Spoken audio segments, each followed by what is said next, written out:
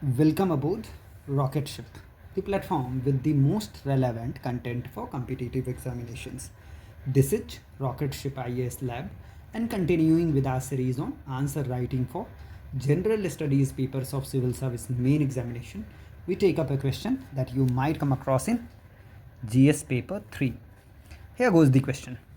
Discuss salient points and principles of the E-Waste Amendments 2025 introduced into the Basel Convention.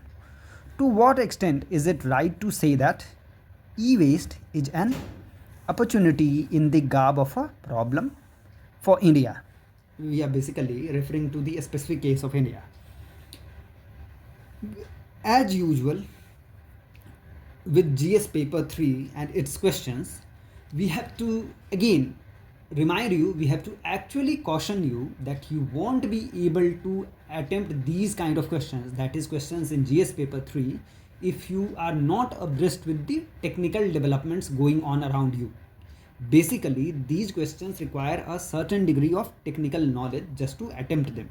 So what we have been suggesting you time and again, that you do have your running notes ready. Basically, whenever you come across something new that would have relevance for GS paper 3, you simply jot it down so that you can make it a ready reference. You can refer to it at the you could say when you are constrained for time during your actual mains examination. Anyway, the point is, the question requires you to talk about the salient points and principles of the e-waste amendments, whose very name suggests what they are associated with. Basically, they are associated with disposal of e-waste, which has been introduced to the Basel Convention. Second, the question itself raises this point that e-waste is not only an issue, e-waste is not only a problem for India, but also an opportunity. Basically, it's an opportunity that is presented in the form of a problem. You would now probably agree with us if we say that electronics are central to the life of people in the modern information age. Basically, the modern information age cannot be conceived without the electronics. The use of electronics is on an upswing. Certainly, this also means huge amount of electronics waste or e-waste would be generated when, for an example, a gadget reaches the end of its life, or for that matter, it becomes obsolete. Apropos, the Basel Convention on Transboundary Movement of Hazardous Wastes was amended to include provisions for e-waste. Now you understand what the Basel Convention is all about. It deals with the transboundary or for that matter, country to country movement of hazardous wastes. And in this case, the recently introduced amendments deal with e-waste. The e-waste amendments of 2025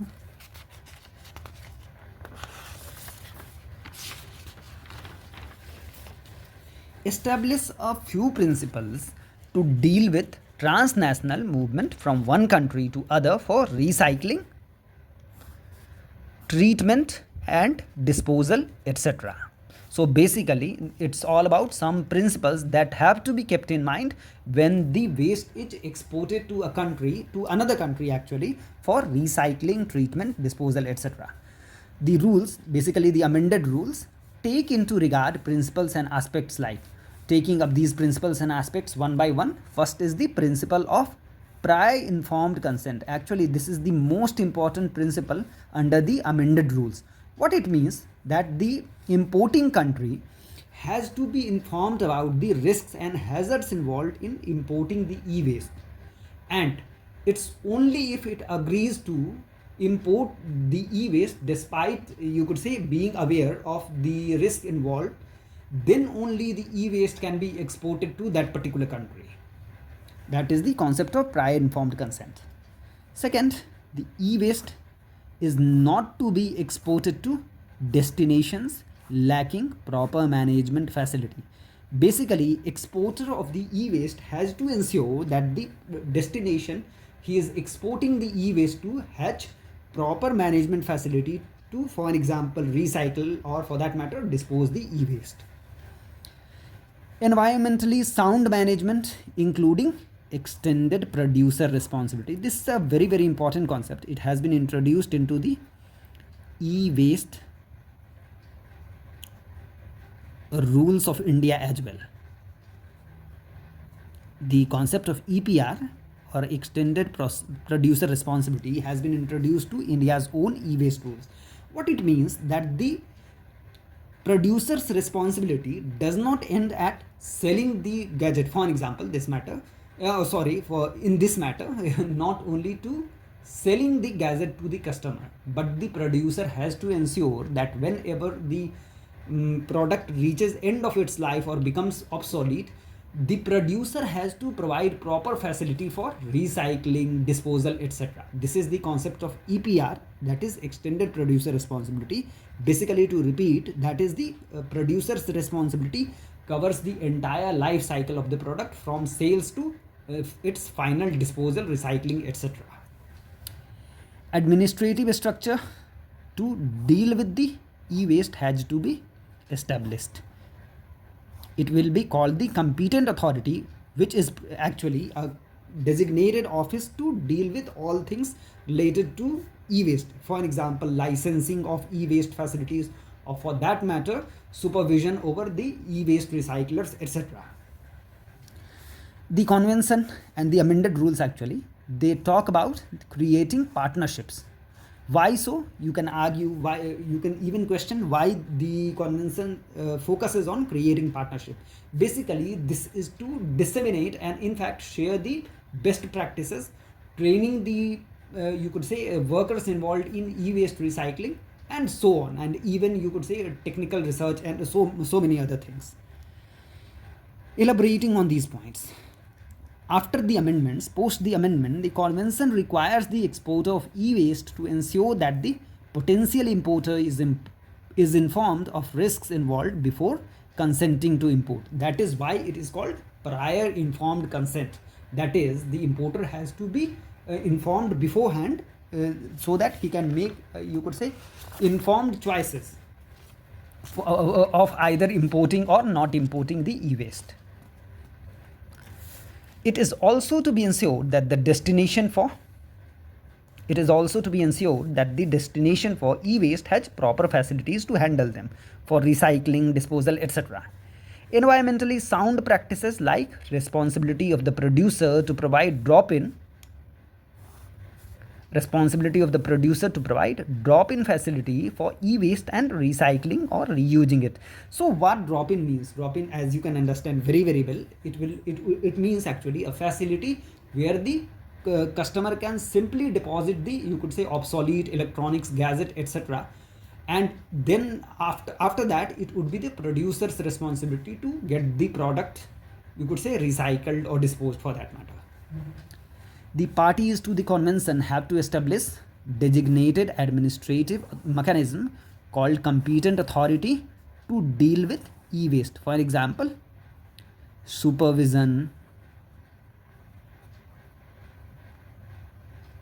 licensing, supervision of the you could say the e-waste recycling facilities, licensing of these facilities, etc.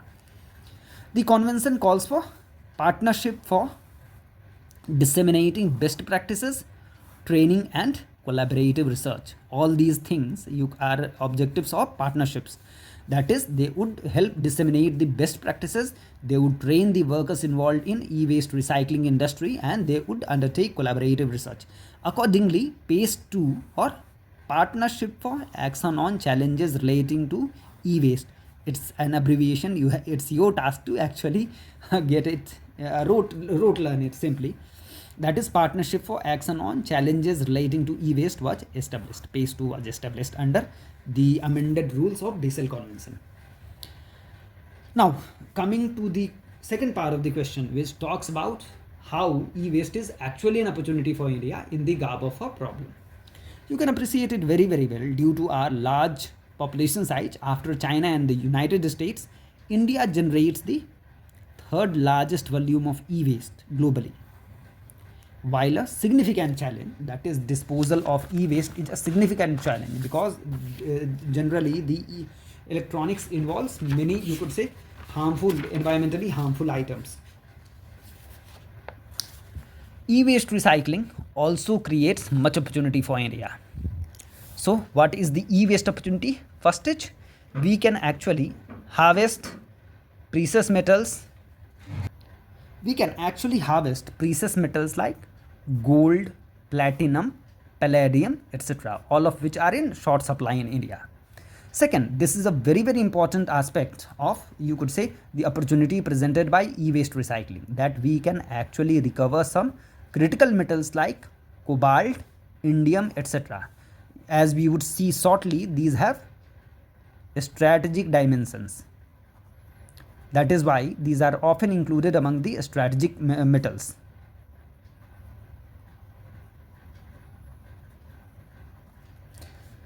And some people have actually calculated that the entire economic opportunity presented by e-waste recycling is almost worth $6 billion annually. Moreover, as you can understand very, very well, reducing our, you could say, requirement for importing these, they can actually help reduce our trade deficit. That is, recycling can help reduce our trade deficit to some extent. Moreover, it would also create some, you could say, skilled jobs, because e-waste recycling generally requires some kind of technical knowledge, technical skills. That is why we are expecting that some skilled jobs would be created by the e-waste recycling industry. Now, elaborating on these points, recovering critical minerals like indium, cobalt, etc. has strategic dimensions. Our rival China controls most of the indium supply. By some, you could say, estimates, they control almost 2/3 of the indium supply globally. Recovery of these metals decreases our dependence on our rivals, including China. You are also probably aware that during the present day tariff wars, China has actually threatened to stop the supply of these critical minerals to its adversaries, mostly America, primarily America, but probably even they have even India in mind.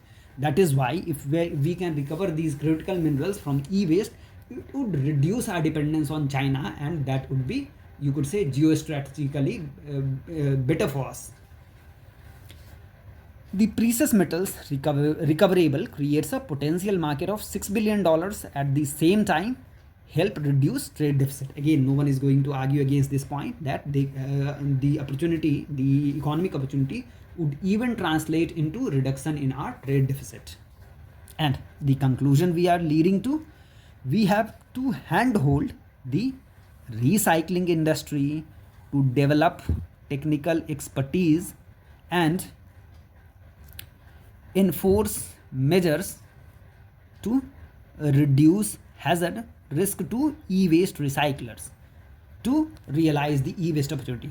Please try to appreciate it very, very well, that most of the e-waste recyclers are till now actually working in the unorganized sector. That poses them substantial health and, in fact, physical risks also. We have to ensure that this thing changes and the worker do not come into the harm way just because they work in an industry like e-waste recycling. Basically, we have to reduce the professional hazards you could say, associated with the e-waste recycling industry. Moreover, we have to actually support the industry, the recycling industry, to develop technical expertise. Then only the industry and the workers would can work together to realize the e-waste opportunity, which we have just seen is substantial. So this was all on the e-waste amendments introduced to the Basel Convention in the year 2025, and the important question that the e-waste that e-waste is not only a problem for India, but they are also an opportunity, That is all for today. We will bring you another lecture in a few days. As usual, we wish you all the best. Thank you.